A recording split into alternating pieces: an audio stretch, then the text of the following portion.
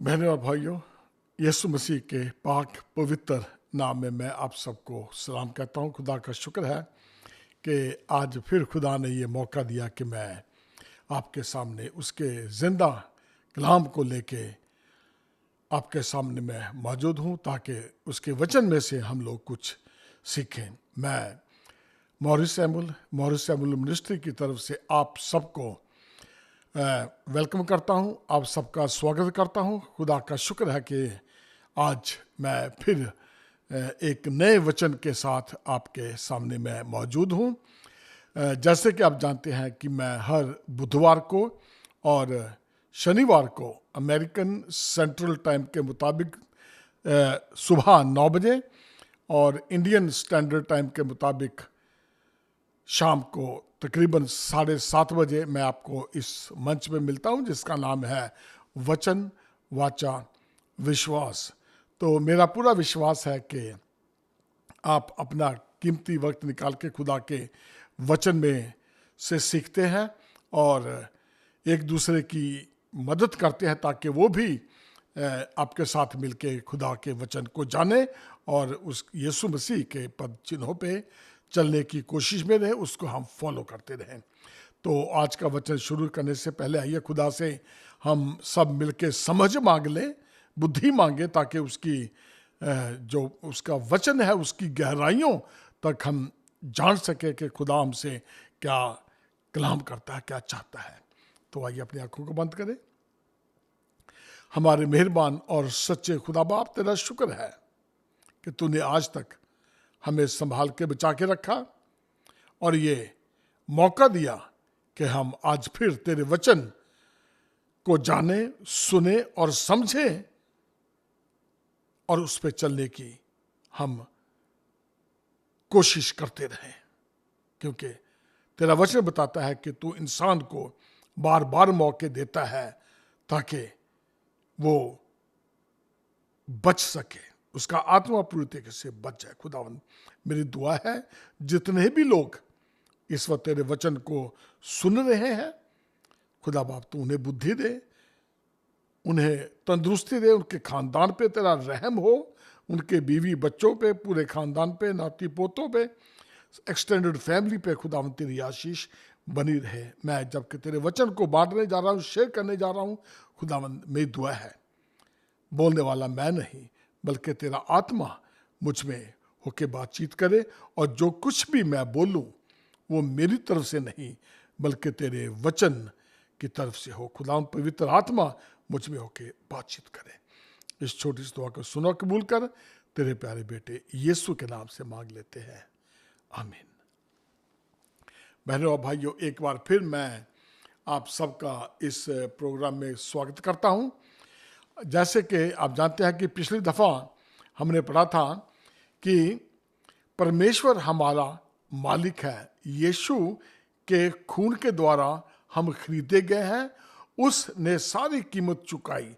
यानी कि जब एक गुनहगार होता है, जब हम अदालत में होते हैं, कोई मुजरिम होता है, तो उसको उस जुर्म की सज़ा मिलती है और उसको कुछ कीमत चुकानी पड़ती है। उसको फ्री होने के लिए या सज़ा के लिए उसे कुछ कीमत अदा करनी पड़ती है। जैसे कि आप जानते हैं कि हम सब गुनहगार हैं, जन्म ही से हम लोग गुनाह में पैदा हुए, और यीशु मसीह ने हम सब के लिए हमें उस गुलामी से, गुनाह की गुलामी से पूरी तरीके से आज़ाद किया, अपने खून का बलिदान देके, जो कि उसकी रिक्वायरमेंट थी। तो वो जो सज़ा मुझे और आपको मिलनी चाहिए थी, यीशु मसीह ने अपने ऊपर लेके हमें उस सज़ा से हमें क्या है, हमें आज़ाद कर दिया। अब हम आज़ाद हैं। तो हमने जाना था कि किस तरह से प्रभु यीशु ने हमें क्या है, अपना दोस्त कहा है, अपना मित्र कहा है, क्योंकि हमने उसे नहीं चुना बल्कि पहले उसने, प्रभु ने, परमेश्वर ने हमें चुना कि हम उसमें रहते हुए इस संसार की आशीषों में हम उसका आनंद करें। उसमें रहते हुए, ये नहीं है कि हम जब आनंद करें तो हम जो उसको पसंद नहीं है हम उन बातों में लग रहे हैं, बल्कि हम अपनी आशीषों का आनंद करें जो कि उसने हमें दी है, और उसमें रहते हुए, उसमें बिना रहते हुए नहीं, फिर तो हम हर रोज सुबह फंसेंगे, गुनाह करते रहेंगे और वहां से निकलना बहुत मुश्किल हो जाएगा।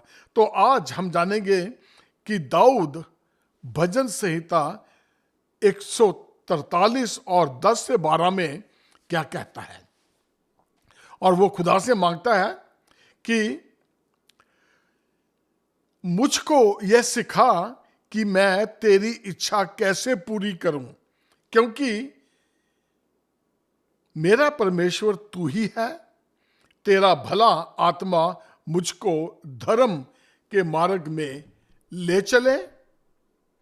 हे यहोवा, मुझे अपने नाम के निमित्त जिला। तू जो धर्मी है मुझे संकट से छुड़ा।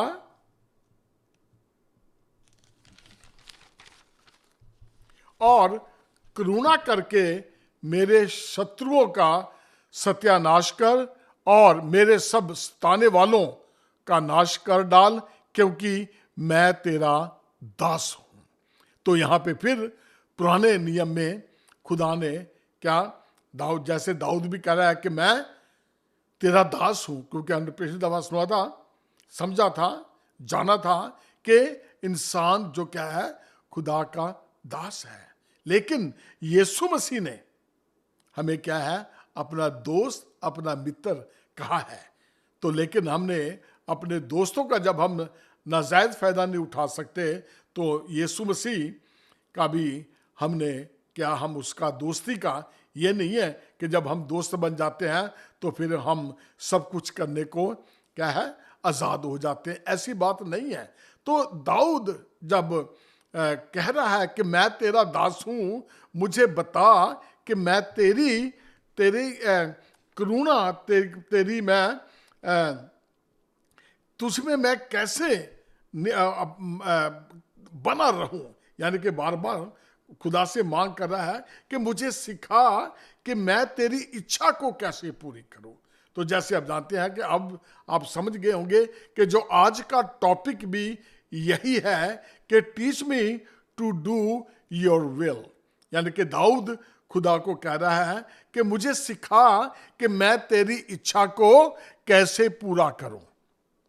कि दाऊद फिर कह रहा है कि teach me to do your will, अपनी इच्छा मुझे बता कि मैं उसको कैसे पालना करूं, उसको मैं कैसे सीखूं, कैसे मैं उसमें बने रहूं।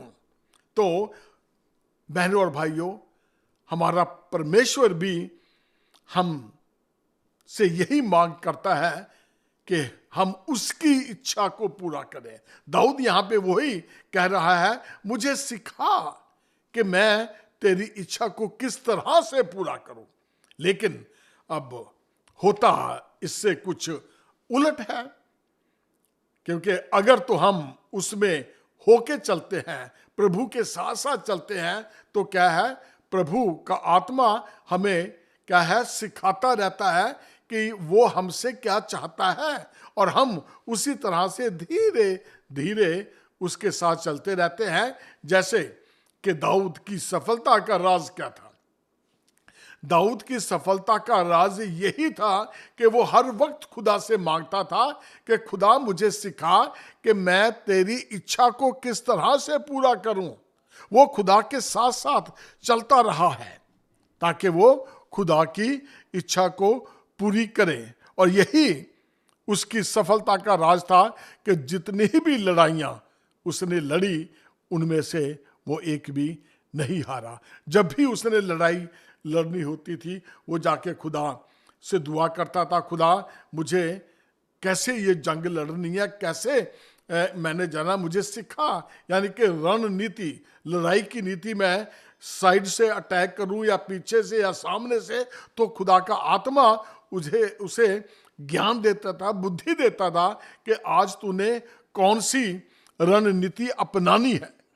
तो बहनों और भाइयों, जब हम खुदा के वचनों के साथ चलते हैं, उससे डरते हुए हम सारे काम करते हैं, तो खुदा क्या है, हमें भी कभी हारने नहीं देगा। हम हमेशा क्या है, विक्टोरियस, हम जीतने वाले ही रहेंगे, क्योंकि खुदा जानता है कि ये मेरा दास है, ये मेरा मित्र है, मैंने इसको शर्मिंदा नहीं होने देना। शर्त यही है कि हम उसके साथ चलते रहें, उसकी जो वो चाहता है हम उसके मुताबिक अपने जीवन को क्या है, बसर करें।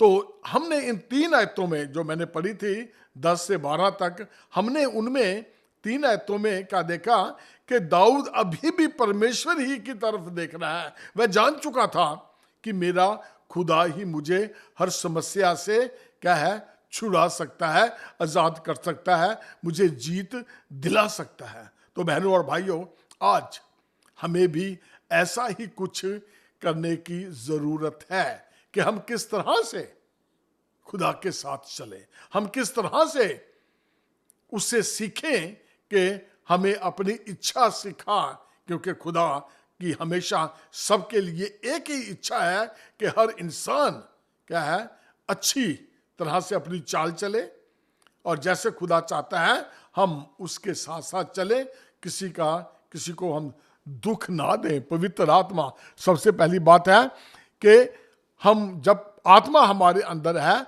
तो हम पवित्र आत्मा को शोकित ना करें, क्योंकि जब हमारे अंदर पवित्र आत्मा है तो क्या है, वही तो हमें लीड और गाइड करता है। जब हम उसके मुताबिक नहीं चलते तो क्या है, हम पवित्र आत्मा को क्या करते हैं, हम उसको निराश कर देते हैं, गुस्सा कर देते हैं। तो बहनों और भाइयों, याद रखना कि हमें पवित्र आत्मा जो हमें दिया गया है वो इसलिए दिया गया है कि वो हमारी मदद करे, लेकिन जब हम उसी को शोकित करेंगे, उसी को नाराज करेंगे, तो क्या है, पवित्र आत्मा हम पे हमें अक्ल वाली बातें नहीं बता सकता। तो इस चीज का ध्यान रखें आप। प्रेरितों का काम, उसकी चैप्टर 13 उसकी 21 आयत में लिखा है। ये उस वक्त की बात है, ये पुराने अहदनामे में से लिया गया ये आयत है कि 13 प्रेरितों के काम 13 उसकी 21 आयत। उसके बाद उन्होंने एक राजा मांगा, तब परमेश्वर ने 40 वर्ष के लिए बिन्यामीन के गोत्र में से एक मनुष्य अर्थात कीश का पुत्र शाऊल को उन पर राजा ठहरा दिया। तो आप इस कहानी से वाकिफ है बहुत अच्छी तरीके से, मैंने बहुत दफा जिक्र किया है। जब वो क्योंकि इसराइली जो कौम है वो खुदा की चुनी हुई कौम है, और जब इसराइली को वो मिस्र से आज़ाद करके लेके आया, तो ये उसकी बात बता रहा हूँ मैं। उस वक्त इनका कोई राजा नहीं था, और क्या है, इसराइली खुदा से बार बार डिमांड करने लगे, मांग करने लगे कि हमें राजा चाहिए, हमें राजा चाहिए, हमें राजा चाहिए।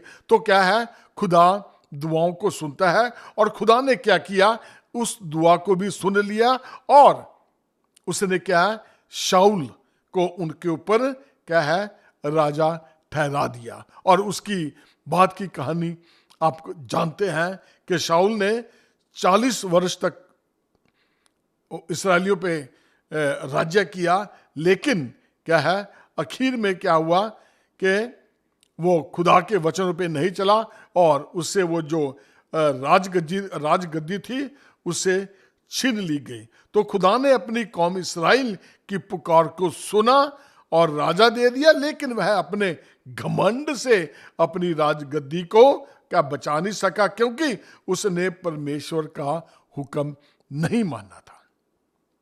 तो इस तरह से, जैसे कि अब दाऊद, सुलेमान का जो बेटा दाऊद है उसकी बात कर रहा हूं मैं। अब दाऊद क्या है कि शाऊल से सीख गया था, क्योंकि वो उसके साथ साथ रहता था। शाऊल ने दाऊद को कितनी दफा मारने की कोशिश की, अब वो जान गया था कि मैंने खुदा के साथ ही अपने रिश्ते को कायम रखना है। वो उससे सीख गया था। सो खुदा ने अपनी कौम इसराइल को क्या ये बातें जब सुनी तो क्या उन्हें राजा दे दिया, और उसके बाद जब दाऊद सीन पे आता है, राज करने लगता है, तो वो सब कुछ समझ चुका था। वह जान चुका था कि शाऊल से क्या क्या गलतियां हुई हैं, इसलिए वह परमेश्वर की ताकत को समझ गया था और जान गया था कि इस्राएल के परमेश्वर को छोड़ और कोई परमेश्वर नहीं है और वह जिंदा है। बहनों और भाइयों, जैसे कि दाऊद शाऊल को देखते देखते खुदा के फजल को जाना और पहचाना, अब यहां पे सवाल पैदा होता है कि कई लोग जो होते हैं, जिन्हें जो अनपढ़ होते हैं, जिन्हें बाइबल पढ़नी नहीं आती है, लेकिन जब वो खुदा के बंदों के साथ संपर्क में आते हैं, उनकी बातों को सुनते हैं, उनकी बातों को मानते हैं, तो क्या है, देखते देखते ही वो इंसान क्या है, आशीषें पाना शुरू कर देता है। मतलब कि अनपढ़ होते हुए भी संगत, आपकी जो संगत है, उससे आप क्या है, खुदा के फजल को क्या है, ले लेते हैं। क्योंकि जो जिसके साथ आपकी दोस्ती है, वो आपके लिए दुआ करेगा और जो भी सारी आशीषें और बरकतें हैं, आप उसके फजल से, उसके फजल तो खुदा का है, लेकिन एक वसीला है कि आप उन बहन भाइयों के रहम से, फजल से क्या है, आपके ऊपर रहम, आपके ऊपर फजल ठहर जाता है। क्या अगर आज तक आपके ऊपर ये फजल या रहम नहीं हुआ, तो अपने आप को जांचें, परखें कि सब कुछ जानते हुए भी आप क्यों परेशान है। सब कुछ जानते हुए भी क्या कोई ऐसा इंसान अभी तक आप के सामने नहीं आया जो आपको यीशु मसीह के बारे में बताए और आपके ईमान को वो क्या है, मजबूती दे। ये एक सवाल है, मैं आपके लिए छोड़ रहा हूं, क्योंकि जब तक हम ऐसे लोगों की संगत ना करेंगे, उस वक्त तक क्या, कहीं ना कहीं कोई प्रॉब्लम है। क्योंकि शैतान नहीं चाहता कि आप अच्छे लोगों की संगत करें।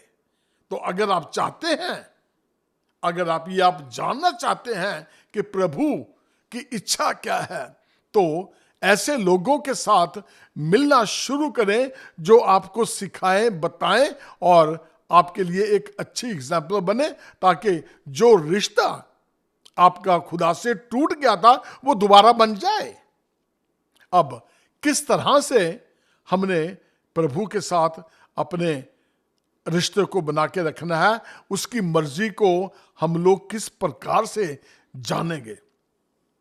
तो आज से ही दुआ करना शुरू कर दें, दुआ करें, पवित्र आत्मा आपकी सब तरह से मदद करेगा और हल निकालेगा ताकि परमेश्वर में दाऊद की तरह खुदा पर भरोसा रखें। खुदा की मर्जी पूरी करने के लिए हमें उसके साथ रिश्ता बना के रखना है। अगर हम खुदा की मर्जी चाहते हैं और खुदा की मर्जी के साथ चलना चाहते हैं, उसकी विल हमारे लिए क्या है, अगर हम उसको जानना चाहते हैं, तो हमें क्या है, परमेश्वर के साथ अपने रिश्ते को बना के रखना है। बिना रिश्ते के हम कभी भी उसकी विल को नहीं जान सकते। हम उसकी विल को कभी, उसकी इच्छा को कभी भी हम पूरी नहीं कर सकते। अगर हम पूरी नहीं करेंगे उसकी इच्छा को, तो क्या है, हम अपने बच्चों को भी कभी नहीं सिखा सकते, क्योंकि हमने खुद जाना ही नहीं है। जब हमने जाना नहीं है, हमने सीखा ही नहीं है, तो दूसरों को आप क्या सिखाएंगे। इस बारे में आप सोचें और गौर करें। जब माँ बाप ही ऐसे हो, वो अपने बच्चों के लिए क्या दुआ करेंगे। माँ बाप ही ऐसे हो तो अपने बच्चों को वो क्या सिखाएंगे, क्या शिक्षा देंगे। कहाँ पे जिंदगी जा रही है। बहनों और भाइयों, आने वाला समय जो है और इस वक्त जो चल रहा है, वो अच्छा समय नहीं है। यीशु मसीह कभी भी आ सकता है और ये आप इस बात से अनजान ना रहें। बाइबल हमें सिखाती है कि हर दम दुआ में लगे रहो, मेल मिलाप में बढ़ते चले जाओ। किसी के साथ क्या है, ऐसी इस तरह से नहीं पेश आना किसी के जिससे खुदा को, पवित्र आत्मा को हम शोकित करें या दुखी करें। इस बात को जब हम जान जाएंगे, समझ जाएंगे, तो क्या है, हम उसकी इच्छा को धीरे धीरे क्या है, सीखना शुरू कर देंगे। तो 3 चीजों के बारे में आज हम बात करेंगे। 3 लफ्ज हैं, एक तो है इंटेंशनल, क्या है, इंटेंशनल, और एक परमिसिव और अल्टीमेट। ये 3 लफ्ज ऐसे हैं कि जिसे कहते हैं कि हम जानबूझकर, और अनुमोदक, और क्या है अंत में जिसे कह सकते हैं। ये 3 ऐसे लफ्ज हैं, अगर हम इन 3 लफ्जों को अगर हम सीखते हैं तो क्या है, हम उसकी मर्जी, उसकी इच्छा को क्या है पूरी करने में थोड़ा बहुत क्या है लाइन पे लग जाएंगे। ये चीजें हमें सिखाएंगी कि खुदा की मर्जी क्या है। तो देखते हैं हम, यानी कि जानबूझकर अगर हम इब्रानियों 10 और उसकी 26 आयत पढ़े, उसमें यूं लिखा है, इब्रानियों की पत्री चैप्टर 10 उसकी 26 आयत यूं लिखा है, क्योंकि सच्चाई की पहचान प्राप्त करने के बाद यदि हम जानबूझकर पाप करते रहें तो पापों के लिए फिर कोई बलिदान बाकी नहीं है। तो बहनों भाइयों, जब हम जान गए हैं कि यीशु मसीह ही खुदा है, उसके बगैर क्या है हम अधूरे हैं, उसके बगैर हम कुछ है ही नहीं है, ये जानने के बावजूद भी अगर हम वही गुनाह बार बार करते रहें, पवित्र आत्मा को हम शोकित करते रहें, तो क्या है, अंत क्या निकलेगा इसका? ना हम बचेंगे, ना हमारा खानदान बचेगा। क्योंकि अगर आप बच गए हैं तो फिर यही कोशिश रहती है कि आप अपने बच्चों के लिए, अपनी बीवी बच्चों के लिए, अपने खानदान के लिए भी खुदा से दुआ करें। अगर हम खुद ही नहीं बचे तो हम किसको क्या बचाएंगे, कैसे बचाएंगे? क्योंकि पता हमें है, जान गए हैं हम कि यीशु मसीह ही खुदा है, हमें कौन कौन से काम करने हमें पता है, लेकिन हम जानबूझकर वही करते हैं जिससे कि पवित्र आत्मा दुखी होता है। तो बहनों भाइयों, क्या सोच रहे हैं आप? जानबूझ के आप कब तक ये काम करते रहेंगे? कब तक पवित्र आत्मा को शोकित करते रहेंगे? और एक दिन ऐसा आएगा कि फिर क्या है, पवित्र आत्मा जब हमें छोड़ के चला जाएगा, फिर क्या है, फिर देखना यह है कि फिर हम गुनाह में और कितना डूबते चले जाते हैं। इस चीज को जानना बहुत जरूरी है कि हम जानते हुए भी वही गुनाह कर रहे हैं, बार बार वही कर रहे हैं जो हमें नहीं करना चाहिए। तो क्या करना है? जानबूझकर ऐसा गुनाह ना करें जिससे कि हम खुदा की मर्जी को जान ना सकें। बहनों और भाइयों, मेरी यही गुजारिश है, आप इस चीज पे गौर करें, क्योंकि हमें पवित्र आत्मा दिया गया है ताकि वो हमें सिखाए, लेकिन वो सिखाता तो है पर हम सीखने को तैयार ही नहीं है। तो क्या करना चाहिए? अपने आप को पवित्र आत्मा के हाथ में सौंप दो ताकि वो आपको लीड और गाइड करे, क्योंकि वो हमारी मदद के लिए भेजा गया है। यीशु मसीह ने क्या कहा था? मैं जाता हूं ताकि तुम्हारे लिए एक मददगार भेजूं। जो बातें मैंने तुम्हें बताई हुई हैं, ये जो उसके चेले उन्हें बता रहा था, जो बातें मैंने तुम्हें बताई हैं, सिखाई हैं, तुम्हें वो सिखाएगा। पाक रूह, पवित्र आत्मा हमें जो कुछ यीशु मसीह ने कहा हमारे लिए, वो हमें बार बार बता रहा है कि ये काम नहीं करना, ये करना है। अब बहनों भाइयों, अब इस चीज में आप देर ना करें, क्योंकि जितने जल्दी हम बड़े सीख जाएंगे तो अपने बच्चों को, ग्रैंड बच्चों को हम ये सिखाने में कामयाब हो जाएंगे। अनुमोदक, यानी कि उत्पत्ति चैप्टर 18-19 में क्या लिखा है? क्योंकि मैं जानता हूं कि वह अपने पुत्रों और परिवारों को, पुत्र मीन्स इसमें लड़कियां और लड़के भी शामिल है, यानी कि परिवार को, जो उसके पीछे रह जाएंगे, ये अब्राहम के बारे में लिखा हुआ है, जो उसके पीछे रह जाएंगे, आज्ञा देगा कि यहोवा के मार्ग में अटल बने रहें और धर्म और न्याय करते रहें, ताकि जो कुछ यहोवा ने अब्राहम के विषय में कहा है उसे पूरा करें। इब्राहिम का खुदा ने अब्राहम के साथ क्या वादा किया था कि मैं तुझे आशीष दूंगा, तू आशीष का मूल होगा, सारी जातियां तेरी वजह से क्या है वो आशीष पाएंगी। ठीक है ना, ये कहा था खुदा ने आशीष। और ये सिर्फ इसलिए है कि अगर हम उसके हुक्मों को मानेंगे। उत्पत्ति 18:19, क्योंकि मैं जानता हूं, खुदा जानता था अब्राहम के बारे में कि वह अपने बच्चों को और परिवार को जो उसके पीछे रह जाएंगे आज्ञा देगा कि यहोवा के मार्ग में अटल बने रहो। आज खुदा मुझसे और आपसे भी यही चाहता है कि आप अपने बच्चों को ये शिक्षा दो कि उसमें बने रहो। और न्याय परमिसिव का मतलब होता है एक किस्म का, यानी कि न्याय करते, यानी कि पूरे तरीके से मतलब कि किसी की सिफारिश नहीं करनी या कोई ऐसा काम नहीं करना है जिससे एक खुश हो और यानी कि गलत काम नहीं करना, गलत फैसला नहीं करना, गलत न्याय नहीं करना है, जो भी करना वो सही से। तो अपने बच्चों के साथ भी क्या है अच्छे से बर्ताव करना है, साइड लेने किसी की, तो ऐसी सी बातें हैं ये कि खुदा कहता है कि जानता हूं कि वो अपने बच्चों को और अपने परिवार को वो बताएगा कि खुदा ने किस तरह से उसे आशीष दी है और वो तक किस तरह से यहोवा के मार्गों पे चलना है। तो आप देख रहे हैं तीसरा, तो उसमें यह है कि अंत में क्या है, ताकि जो कुछ यहोवा ने अब्राहम के विषय में कहा है उसे पूरा करे, और वो करेगा, लेकिन हमें उसमें बन के रहना है, बंधे रहना है। दूसरा पतरस चैप्टर 3 उसकी 9वीं आयत में लिखा है, प्रभु अपनी प्रतिज्ञा के विषय में देर नहीं करता जैसी देर कुछ लोग समझते हैं, पर तुम्हारे विषय में धीरज धरता है और नहीं चाहता कि कोई नष्ट हो, वरना यह है कि सबको मन फिराव का अवसर मिले। बहनों और भाइयों, जो भी प्रॉमिस खुदा ने हमारे साथ किए हुए हैं वो हमें प्रॉमिस करने में देर कभी नहीं करता। उसे मालूम है कि किसको किस वक्त किस चीज की जरूरत है, वो हर एक चीज मुहैया करता है, कभी नहीं चूकने वाला नहीं है। वो अपनी जो वादा किया है उसमें देर नहीं करता, और उसे मालूम है कि मैंने इसको क्या है आशीष देनी है, उसे फलां चीज की जरूरत है, वो अपने वादों का धनी है और उसने वो काम पूरे कर देने हैं।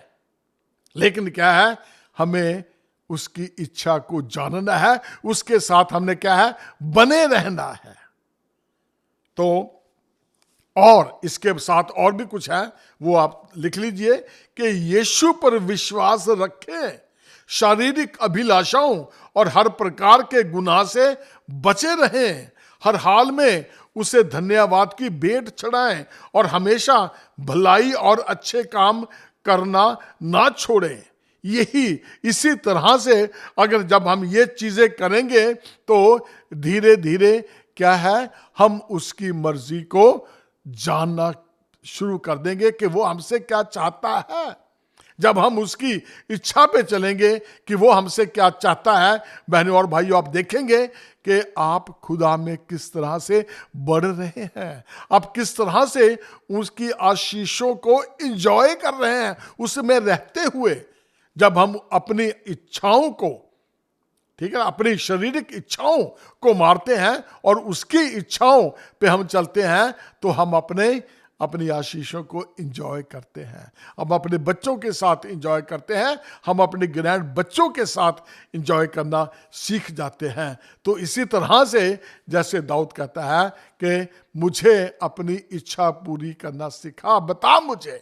बहनों और भाइयों, मेरी आपसे यही गुजारिश है, यही उम्मीद करता हूं मैं आपसे भी, कि आप सब मिलके दुआ करें कि खुदा अगर हम मेरे से आज गलती हो गई है तो मुझे बता, मुझे माफ कर, ताकि हम आगे को बढ़ें, हम अपने बच्चों को सिखा सकें और बच्चे जान जाएं कि हमारा माँ बाप कैसे हैं, वो किस तरह से खुदा में चल रहे हैं। जब हम खुदा के वचनों पे चलेंगे तो बच्चे देखकर सीख जाते हैं।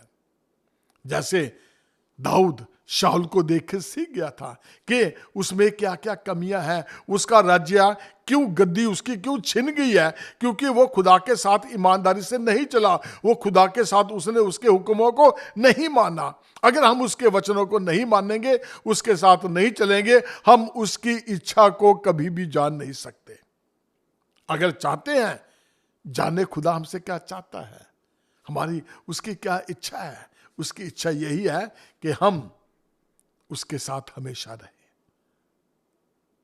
बहनों और भाइयों, इस चीज पे गौर करें, सोचें। खुदा आपको बहुत आशीष दे। आइए हम दुआ करें। हमारे सच्चे और जिंदा खुदा बाप, तेरा शुक्र है कि तूने आज ये अच्छा वचन दिया। मेरी दुआ है प्रभु, जितने भी लोग इस वचन को सुने वो 100 गुना फल लाए। सबको बड़ी आशीष देना। यीशु मसीह के नाम से मांगता हूं, सुनो, कबूल कर ले। आमीन।